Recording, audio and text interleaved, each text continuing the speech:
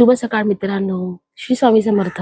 सकाळचे वाजले आहेत 8. इथे ना माझ्या छोटीशी बाग तुम्हाला दाखवते. माझी बाग म्हणजे काय, फक्त नारळाची झाडं लावले. ही बघा आमची नारळाची झाडं. आमचा आहे पाण्याचा बंब. माझा आवाज थोडा बसला आहे, सर्दी झाली आहे. कोणाकोणाकडे आहे हा बंब, हाही नक्की सांगा. हा बघा, मस्तपैकी असा पाण्याचा आपला हा बंब. इथे आहे आपला हा वडीचा आळू, अननस लावलंय. हे आपलं आहे असं चिक्कूचं झाड,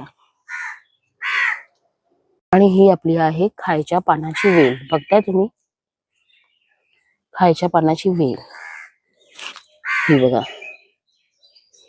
मला अजून झाडं लावायची आहे. ही बघा, आम्ही हळद काढतोय. ही व्हाईट हळद आहे, म्हणजे आंबा हळद म्हणतात हिंदीमध्ये, म्हणजेच आंबे हळद आपली. ही खूप औषधी असते. ही काढली बघा.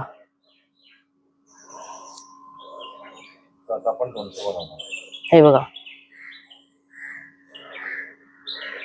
ही खूप गुणकारी असते. मागच्या एका माझ्या टिफिनच्या सिरीज मध्ये तुम्हाला सांगितलेलं मी ह्याचं लोणचं बनवलेलं.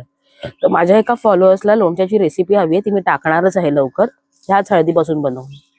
हे आमचं सर्वात फेवरेट असं आहे आंब्याचं झाड.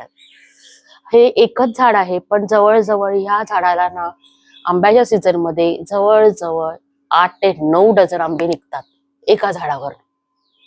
बघा, तिथे मगाशी आपण आंबे हळद बघितलेली सफेद वाली, इथे बघा आपली ही पिवळी हळद पण निघाली आहे. खूप झाड आहेत आमच्याकडे हळदीची. ही बघा, बघा केवढी निघाली आहे. केवढा मोठा असा ओंडा आहे हळदीचा.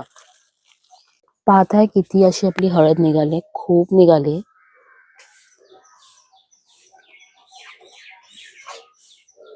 आता आम्ही परत लावणार आहोत ती हळद, जी आम्ही दांड्यासकट ठेवली ना, ती परत आम्ही लावणार आहोत. मग बाय, पुढच्या रील मध्ये तुम्हाला दाखवणार आहे मी हळदीचं लोणचं कसं करायचं ते.